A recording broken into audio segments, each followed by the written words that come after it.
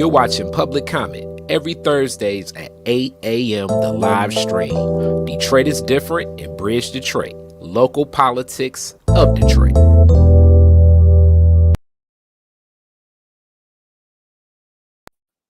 All right, welcome back. Welcome back to Public Comment. We have not been here in a while. It is September 19th. But actually, it's like back in time when we record this whole thing. I am Kari Frazier from Detroit is Different. And with me, as always, and surprisingly, we've stuck to this whole thing almost like a year's time. I'm so excited for what the year in review will be. You'll get a little bit of that review as we've taken a little bit of time off, as City Council took a little bit of time off, and so much more. But without any further to do, this show is based on the notebook that he provides weekly inside of Bridge Detroit. So weekly, you can find out more of the beats, but if you can also get down to city council and sit in there sometimes between, I don't know, 2.5 to about 3, 4 hours. But he condenses some of the stories and what's happening. And that is Malachi. Malachi, how are you doing today, my brother? I'm doing great, man. It's good to be back. It's been a while. The council went on August recess, and we're midway through September here. So I'm excited to be here breaking down some of the city council news. They have a few short months left in the year and quite a bit to do. Yes. Some new ordinances are already kind of coming across the pipeline that we'll be talking about. Classic city council. It's always interesting to me how they use time, right? How they use the public's time, how they use their own time. And so kind of charting ahead the next few months to see what is realistic about what can get accomplished. I think will be interesting conversations to have. And the other piece in this puzzle is the election. Our local elections are next year, which Malachi is crazy enough to stand with me in this. And we plan through public comment to interview everybody. And when I say everybody, I mean everybody. Everyone that's willing, that's running for mayor, everyone that's willing, that's running for city council, everyone that's willing and running for clerk, police commissioner, everybody across the board, local government, especially police commission, because police commission has some just due to the COVID race. And it's hard to even think that the people in office now were through a COVID race, but it's a lot to happen. So, along with moving business forward, everybody's in the back of their mind thinking about what campaigning will look like. And I know you probably already felt and seen something. I went to a soft kickoff myself for someone running, my council member, Callaway. But I'm sure you've seen a couple of different things kicking up dust as well, right? Yeah, I mean the big thing is who's this fight for the mayor's office. I mean, at this point, everyone in the state basically has assumed that Mayor Duggan is going to run for governor. He says he plans to make an announcement about his future after the November election. Wow. He doesn't want to take away attention from that race, particularly when his good friend Joe Biden was the nominee, though that's no longer the case. So if Duggan runs for governor, it opens up a pretty big seat, right? I mean, we've had him in office for about a decade now. Yeah. There have been a number of people that have stepped up already, or at least said that they're interested. Santil Jenkins put together a committee to explore her candidacy. Mary Sheffield raised a lot of eyebrows last year when she got out ahead of everybody and put together a similar organization to start exploring that. There's some other names that have been floating around that I don't know if it's really worth talking about at this point, but people will be supposedly making some more formal announcements in the weeks to come. So it looks like we're going to have an interesting race here. I mean, I don't know if people are going to drop out when other people start getting in, but we could be potentially looking at 4 or 5 different candidates, and then there's all the city council races too. There's going to be kind of some dominoes falling. Yeah, and not to mention, it also brings in what's happening with the clerk, because it's a lot of people that were thinking that they'd be on ballots that didn't end up on ballots, and collecting those petitions. You're going to get a lot of stuff moving and grooving while things are closing out now. So I think it will be a lot of people paying attention to what's happening now to be on hearts and minds, because it'll be this that people will say, see, this is why I need to be in office. So without any further to do, one of the biggest discussions, not just in Detroit, but it actually is a discussion in America, and that is the discussion of what's happening with affordable housing. Affordable housing is something that is a tougher thing that I think, period, because like, how do you decide what's affordable? A lot of times it's like one fourth of whatever your earning is should go into what your housing could be considered affordable. Some people will argue it should be one fifth, but it should be something like that.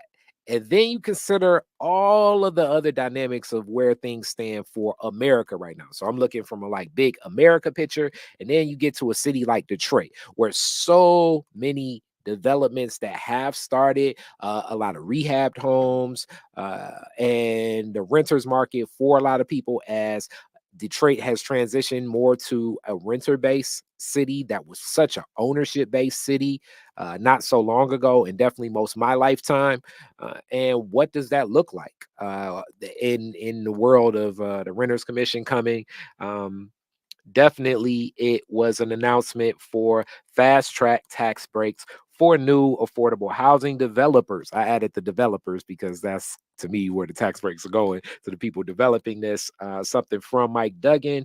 Mayor Mike Duggan and 5 city council members announced plans to fast track tax breaks for new affordable housing.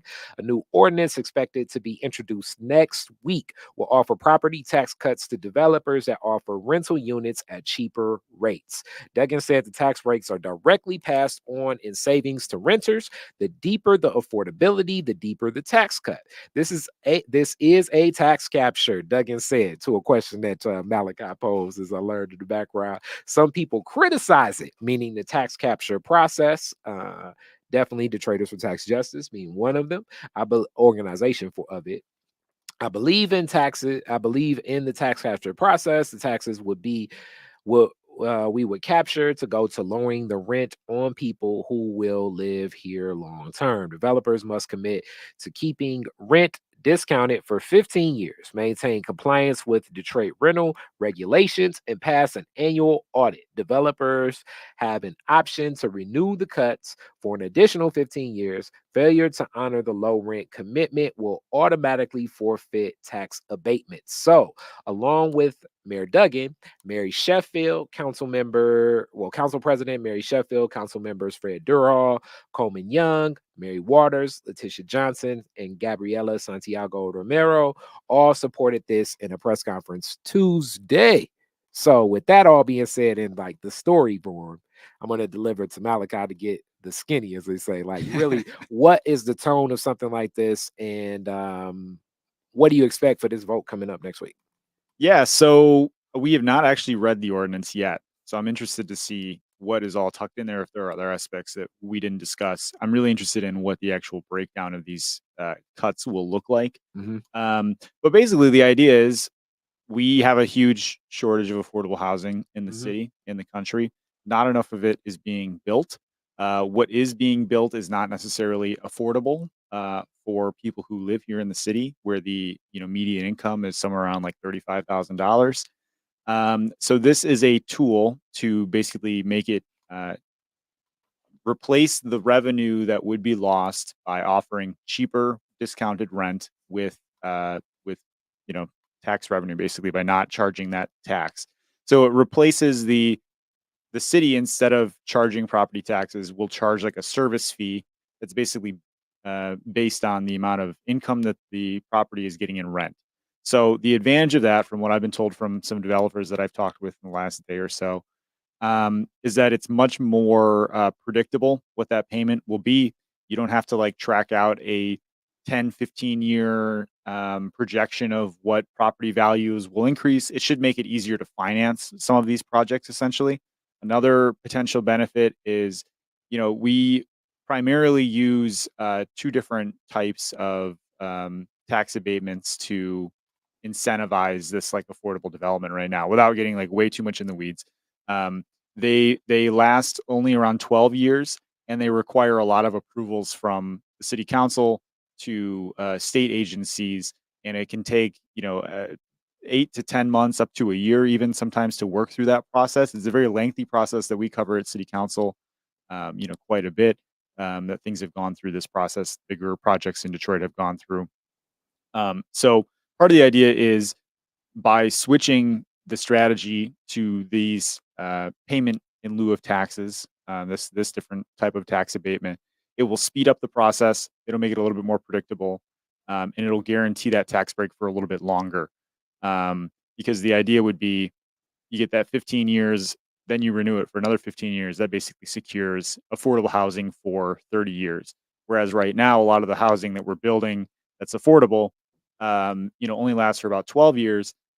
And then the requirement to keep it that way goes away. The property value, hikes up, and it, not to get into this too much, but it makes it a lot more difficult for developers supposedly to keep that affordability beyond the initial, terms of the agreement. Um, so yeah, this is all kind of built around trying to make it easier for smaller developers in particular, who have struggled to access some of those more complicated tax break systems that are usually reserved for larger developments like the Hudson site and Henry Ford and all these big things. That was one. That was one aspect of it that Council President Sheffield really highlighted. And this was. I think there's going to be another conversation around what affordable means, as you alluded to. We talk about it on this show a Yeah. lot. This idea of like the area median income calculation is And this yeah. this kind of is like the crux of like when we did our year in review last year, where I was like, okay, let's see if Malachi is crazy enough to actually bounce around weekly with me on this. Because as I took it back to trigonometry, mean, median, mode, median income is always highlighted, but median income, I believe, is not a good analysis because mean would be better. Mean is an average. Median is not. Median is, you know, what is it? So it would be like the median was basically be putting LeBron James in the NBA for his 21 years and where his stats are statistically and putting him in the mix of all these other NBA players. The average is going to change the whole concept. Mean is the average. We need mean statistics, not median statistics, because it can be so many outliers. And Detroit has many outliers that we're well aware of. So those outliers change the whole scope of what the income could be. The minute that I don't know, and an outlier could be a person that owns multiple homes. Let's say Stephen Ross decides to move into the city of Detroit. Now the median income is shot way up. If it's mean income, then it still averages closer to the same. And when we look at the dire, and I need to think through, but let's just put at it what would be labeled as poverty, which experiences as poverty, which impacts the quality of life of a lot of people in the city of Detroit and communities like mine and neighborhoods like mine specifically. It's so abundant. And then also a lot of the other poor taxes that exist for many Detroiters, like car insurance. Along with car insurance, if you're looking at getting homeowners insurance, what comes with just the tax of being inside of the city of Detroit, renters insurance, things like that, like can just drag and weigh. So by saying median, and you could live, a couple blocks away from Sherwood Forest on like Puritan and what I call the long streets, but I think that more formally that may be considered the Bagley community. But but the long streets for me, it, it's a couple blocks away, but a whole different world.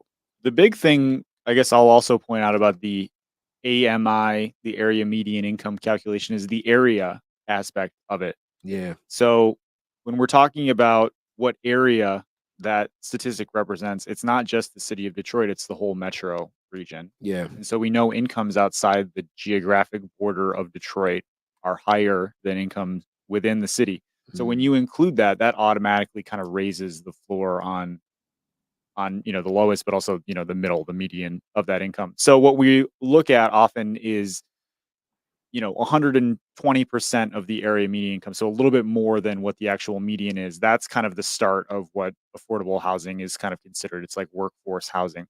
Well, that is $2,100 a month for a one bedroom apartment. That's not necessarily affordable to most people that I kind of know and talk to, right? You got that right because yeah, for a lot of people living in Detroit, that's definitely like I say down to 20% or 25%. So let's just say let's be gracious and say that's 25% of your monthly income. So that means that that person's making $8,400 a month. It's not a lot of people I know making $8,400 a month in the city of Detroit. Yeah. That is a person that obviously at the end of the year, you know, that's let's see, 80,000. That's like 96. That's almost you're looking at almost like six figures. The average person in Detroit is not making six figures worth of income. I mean, is the The average person average, you know in Detroit making six figures? I mean, statistically, the average person in Detroit is making about like $35,000, Okay, right? So so not clearly, even close. yeah. So it's like, to be it's like what are we doing here? What are we talking about? So here's the thing, and this is something for everyone listening to watch as we move forward. Um, City officials, most people on the council say that what they're really trying to target is about 60% AMI to 80% at the high end, but really kind of 60% is what they're looking for. And the idea with this, and this is why I'm interested to see the actual ordinance and kind of go into detail more on the numbers. I don't have a lot of that information yet. Um, Part of the idea is that the deeper affordability that you offer, the bigger your Yeah. tax break will be to essentially subsidize that lost revenue that you would have. Eh, So, council people are hoping that this, instead of creating a bunch of like, 80% AMI, which is helpful but doesn't really address the need, like we're saying, this ends up creating more like 40% AMI, 60%, the deeper kind of cuts that actually reach a level of monthly rent that people, can actually afford. and we'll definitely bring in somebody from Detroit Detroiters for Tax Justice to give their side of the take of this afterwards, and look to possibly get one of the council people to give their side of this as well, to just have a balanced full scope of this. But one could also argue, okay, if the tax capture is going to make up the money because they're in business to make money, and you look at it like, okay, taxes aren't cash itself, but so much of the money that operates the city of Detroit comes from property tax value.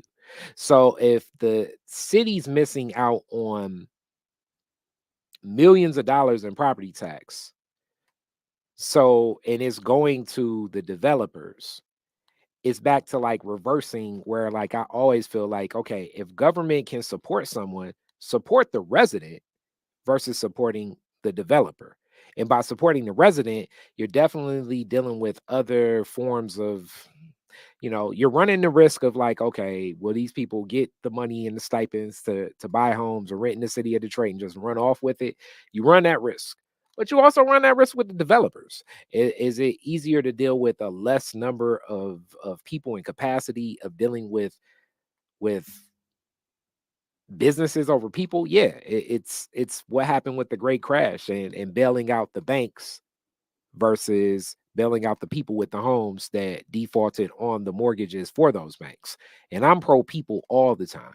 You run more of a risk, but I believe the reward is greater because the businesses just function differently, which kind of moved to the next story that I have that deals right along the lines of the inflation rate and everything lining up. It's basically saying that the rate of inflation is balancing out with the wage growth in the city of Detroit. This was a study from the University of Michigan. And you all know how much I can be a nerd about economics. And people may say, okay, this is like Terrence Howard math, but this is Kari economics. You know what I'm saying? And Kari economics is how I got it from my Walsh professors. And actually, my favorite professor of economics was Padilla at Henry Ford Community College. And I was like, man, why is it all this jargon in this? And he's like, well, economics is full of jargon, Frazier. And he was right. Padilla was right. Economics is full of jargon. And even when we think of things like the rate of inflation and where inflation's at and in the floor, because it's such a discussion right now, is has inflation gone up? Will inflation go down? The reality is that inflation will always happen just due to the economic system that exists. The argument of if capitalism is a horrible system or not is not necessarily what we're talking about here, but it's more so that inflation is just a part of it. And the inflation of costs, and how to curb inflation based on interest rates and what the rate of interest will be, right? Kind of the whole argument that many economists will say that savers will always own spenders, quote unquote. Meaning, if you save money, you can lend it out, you can get the return on the investment, right?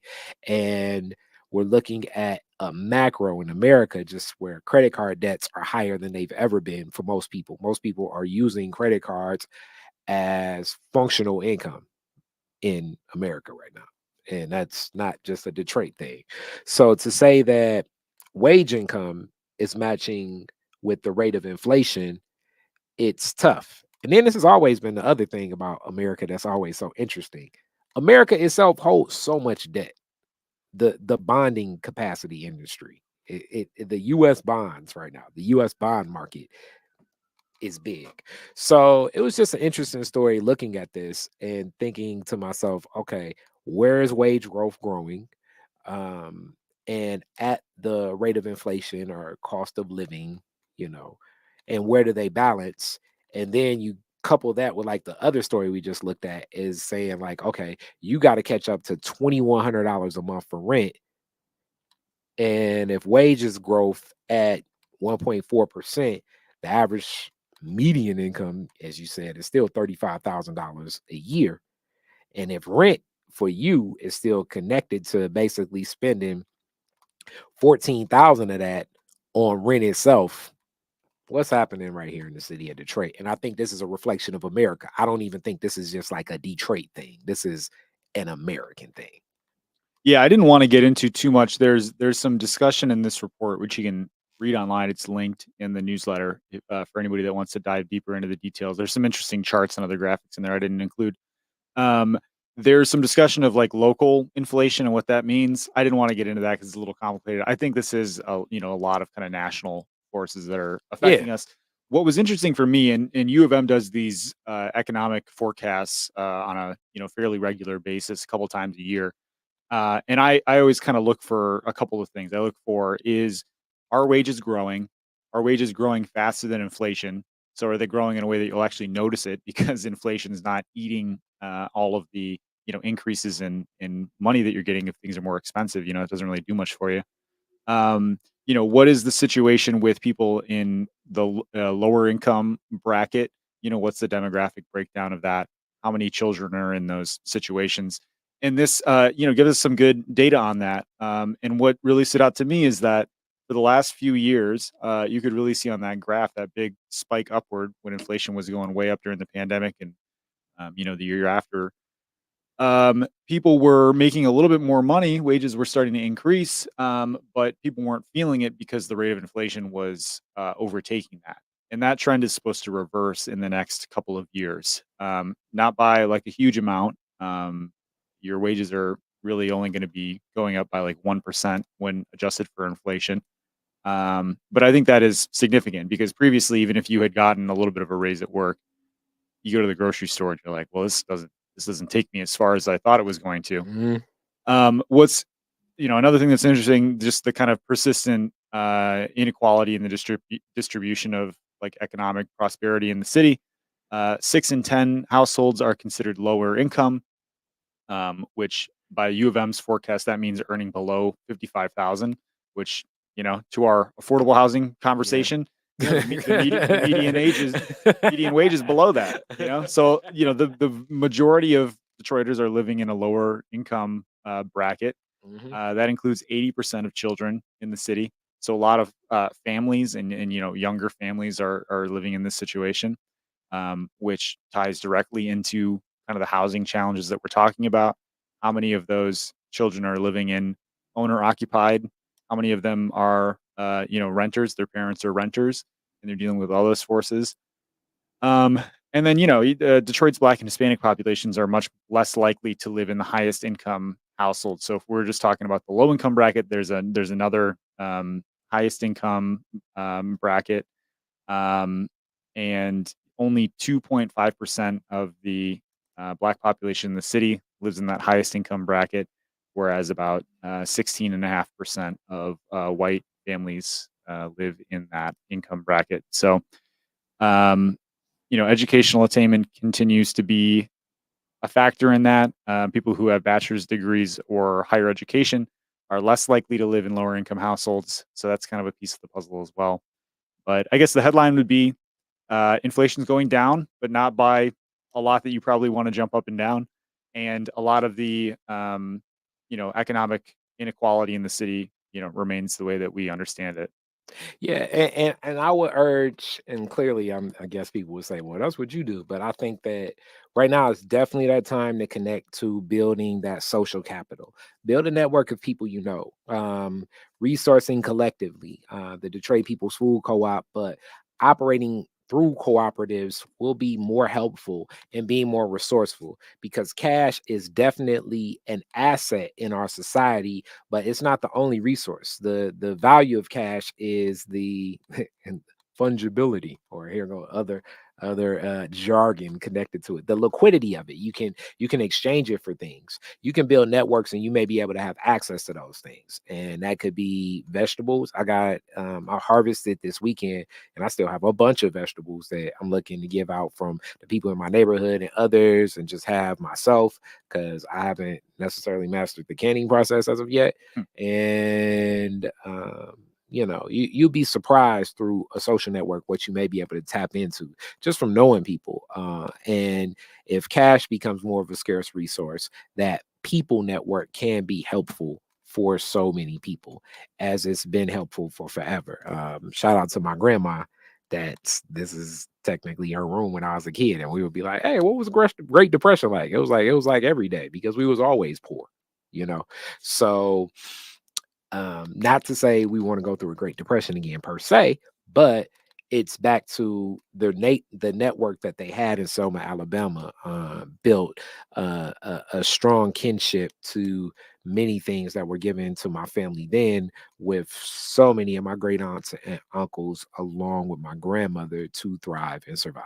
So, it's one of those things. So with that being said, Detroit is different. We are back. This is always fun. Public comment. I'm sure it's about to be a lot. And I say pay keen attention to some of these next public comments. I think people may even go back in the archives because this is when people are gearing up. As much as we've seen some announcements that are running for mayor, it's going to be another announcements for people running for all these offices. So they're going to be paying attention to all local based news and what people did and how they did it and how they could possibly do it better. Detroit is different. Detroit is different. Detroit is different. Malachi, what should the people know? Bridgedetroit.com is where we live. Newsletters are free. All of our content is free. We don't put up paywalls. We do accept donations, kindly and thank you. But a lot of what we do is driven by our readers reaching out to us, telling us what they want to see reflected in their communities. That's why we do public engagement events. We've got another one coming up in October focused around refugees, asylum seekers, immigration, a lot of really hot national issues right now. So we're curious about how that's affecting the city. That's just one example of the kind of conversations that we schedule around the city to bring people into our newsroom and just better understand, like, what are we doing right, what are we doing wrong, what are we missing, that kind of thing. And I try to be really accessible for people. My contact information is out there on the newsletter, but mbarrett at bridgedetroit.com is my email. Get a hold of me. I want to know what's going on. I'm covering these city council meetings every week, but as Kari said, there's a lot of political winds shifting. We got a big presidential election that I've been kind of diving into a little bit. So yeah, there's a lot happening and not enough of us to cover all of it. But yeah, I just appreciate everybody's support. This has been a really great, I think, vehicle to help explain what's going on in a more hopefully accessible and digestible way. A lot of jargon, a lot of terms that don't necessarily even make sense to me. So we're just trying to break it down for you guys, make it easy to understand. Definitely, definitely. And always stay tuned for next Thursdays. Always 8 a.m. Check for public comment.